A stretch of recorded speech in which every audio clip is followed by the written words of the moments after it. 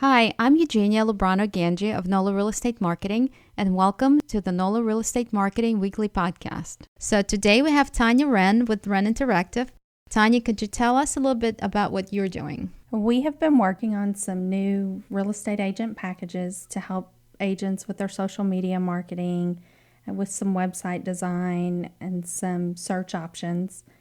We have also been working on training some individual agents on how they can do some things on their own and be more effective with it. So you're covering the social media aspect for marketing for real estate agents, as well as just general web content. What are the benefits of an agent having their own successful social media campaign? One of the major benefits to it is it allows them to establish their own brand and who they want to be and who they want the public to see them as. I'm a firm believer that people don't buy what you do, but they buy why you do it. And social media is a great way for an agent to really express what makes them different and help them get the kind of customers that they feel most comfortable working with. So let's say I want to become your client and I want you to take over my social media. Does it mean I don't have to touch anything, or do you do it all for me, or do you teach me how to do it? What does your company do? We actually do all of the above. The most important thing that I want to do is empower an agent to be able to do the things that they can do on their own. Nobody can be that agent better than that agent can be that agent.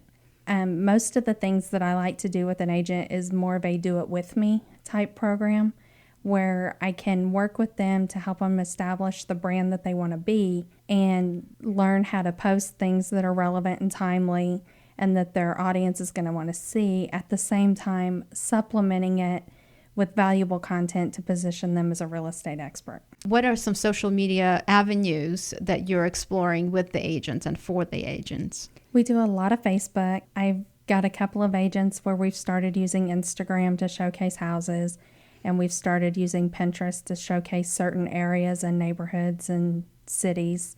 The main three are typically your Facebook, Twitter. I've trained a lot of them, on not bombarding their LinkedIn profile with houses, because that's not really the right venue for that. It just depends on where they're most comfortable at. I have some agents that are really comfortable in the Facebook space, but they're terrified of Twitter.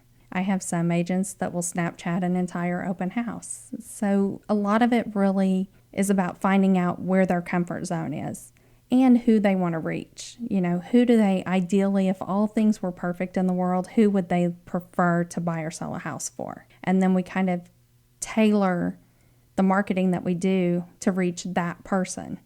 Then the agent's more happy, the client's happier, everybody seems to get along a little bit better. And they're getting more the types of leads that they want and not just having to sift through a bunch of things that they don't really want to have to deal with to begin with. So do you do this training one-on-one, or this is a group class, or how do you get it done? I can do it both ways. I do some training for some brokerages that as a group, and it's a volunteer basis. I also do some one-on-one training with individual agents, again, depending on what their comfort level is and how they want, how they best get the message and what works better for them. Another question that I have is we create a lot of content at NOLA Real Estate Marketing. We create a lot of content for agents. For example, we offer videos, we offer podcasts for agents. We also offer 3D floor plans, besides the photos, which is what we do for all of our clients. But then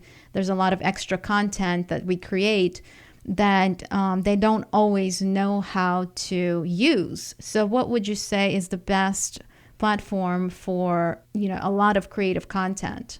That's where the digital space gets really tricky for agents, because a lot of agents have websites that are provided to them by their brokerage. But in some aspects, those websites are limiting when it comes to sharing that individualized content. And you can't put it on MLS because it's branded with that agent. That's where things get a little tricky. I have a few agents that I've worked with that develop their own website so that they do have their own brand and they can house their own content and their own messages and their videos and their podcast, and it's the place that showcases them, and it's customized for them. It's not a cookie cutter type thing that looks like everybody else's. So how long does it take to build a website for an agent? As long as the agent's actively involved in the process, because I know agents are busy and sometimes, answering a phone call or an email can be tricky. But as long as they're actively involved in the process, we can be up and going in about 30 days. And we do write all the content for the agents too, so they don't really have to worry about doing much. We can get the photos and videos and stuff from you, and we write the content to make it sure it's completely search engine optimized, and all we really need from the agents just their stamp of approval. So once you've created a website, do you update it for the agent, or is this something that agent has to do it on the back end themselves? No, we take care of all of that for the agent as long as they're under contract with us and we're providing the service. We never charge for changes.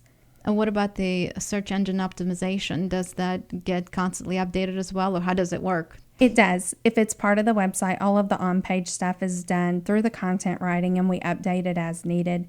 So if an agent has a new service that they want to offer as part of their whole overall experience with their clients, we can update the content for that, and we make sure that it is search engine optimized and it's friendly and it's easy to read, and that the website itself is going to render properly no matter what device the person is looking at it on. So what would you say is, what are some benefits of an individual agent website? The most important benefit is that it does allow them to have their own personality, their own branding, their own image, and they completely control the message that's going out. That's the biggest benefit. And there's some agents that their individual brand is very important to them.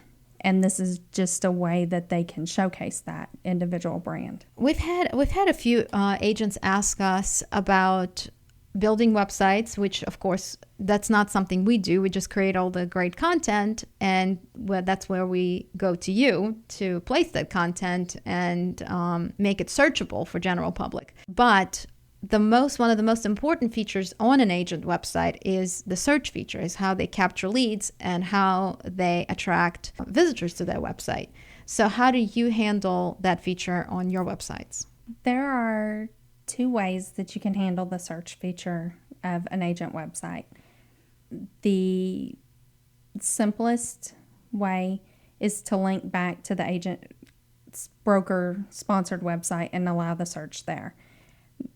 However, the disadvantage to that is that the person doing the searching, they then have to leave your website to go to this other website to complete the search.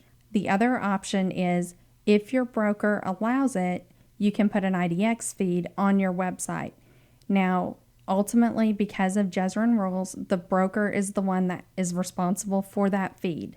So the broker's name is on the feed, the broker's name is tied to your domain name, and the broker has to sign off for you to have that, and there is an additional charge to have that. It's up to the broker's individual discretion as to whether or not they want to go that direction. There are some brokers that will do that, and then there's some brokers that just aren't comfortable doing that, and we can work in either space. Ideally, you want the end user to stay on your website, not leave your website and go someplace else, but if we have to do that, we can work around that situation.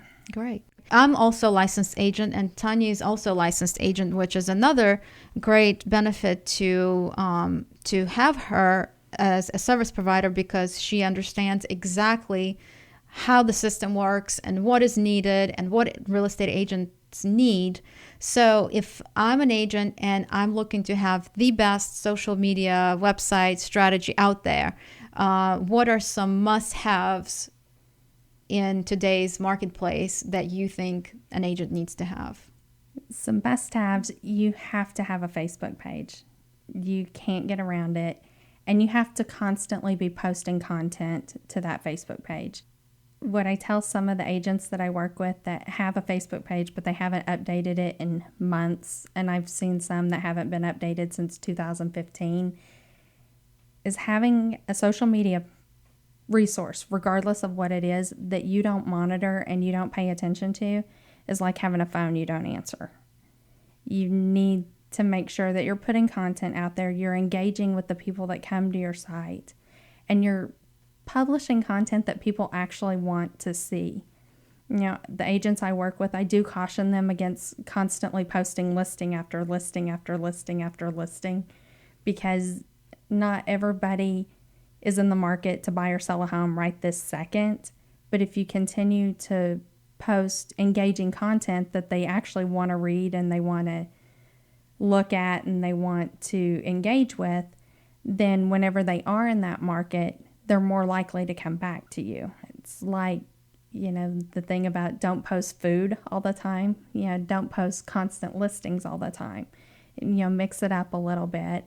Post community events. You know, let people see who you are as a person. So social media is huge.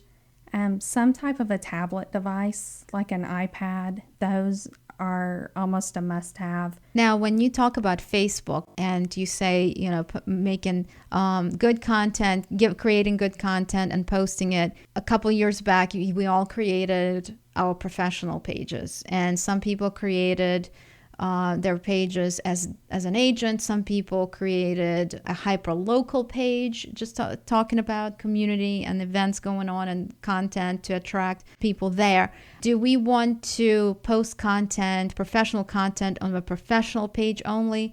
Do we want to mix it all together? Do we want to repost, share, and stuff like that? How do you feel about that? You need to post it on your professional page.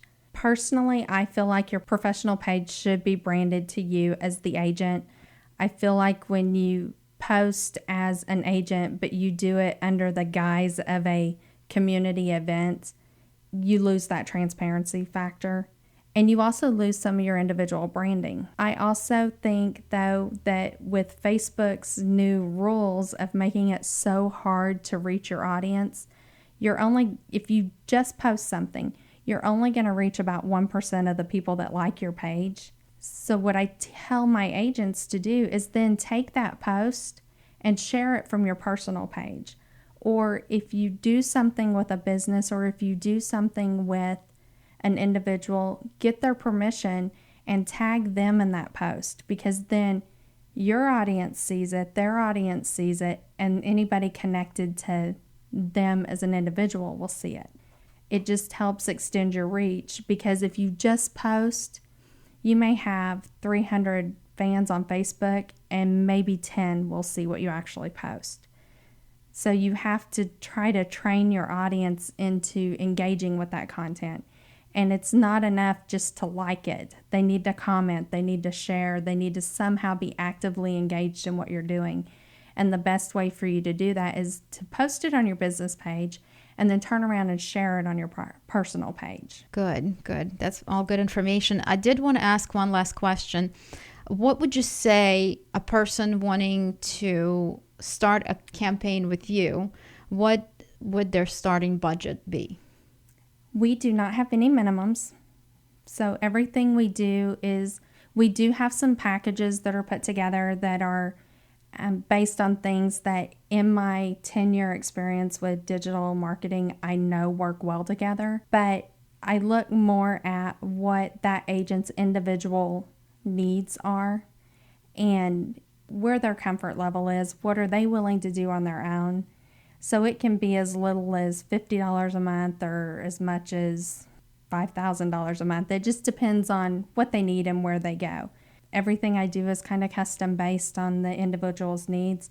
But unlike a lot of marketing companies, I don't have a minimum monthly budget that somebody has to commit to.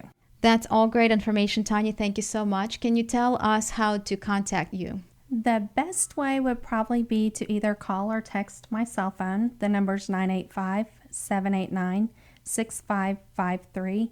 Or they can email Tanya@wreninteractive.com. Thank you so much, Tanya. Hope you have a wonderful Thanksgiving.